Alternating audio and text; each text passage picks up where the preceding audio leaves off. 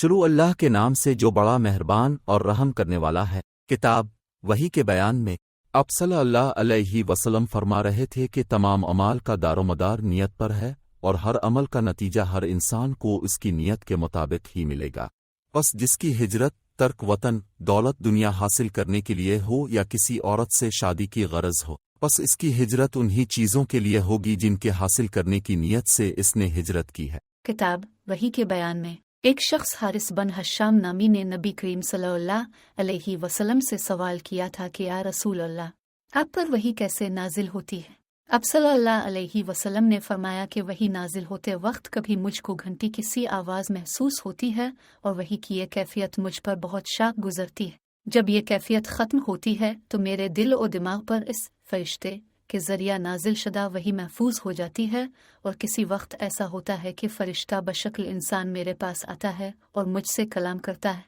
پس میں اس کا کہا ہوا یاد رکھ لیتا ہوں۔ عائشہ رضی اللہ عنہا کا بیان ہے کہ میں نے سخت کڑاکے کی سردی میں نبی کریم صلی اللہ علیہ وسلم کو دیکھا ہے کہ اب صلی اللہ علیہ وسلم پر وحی نازل ہوئی، اور جب اس کا سلسلہ موقوف ہوا تو اب صلی اللہ علیہ وسلم کی پیشانی پسینے سے شرابور تھی۔ صحیح بخاری حدیث 2 عربی حدیث 2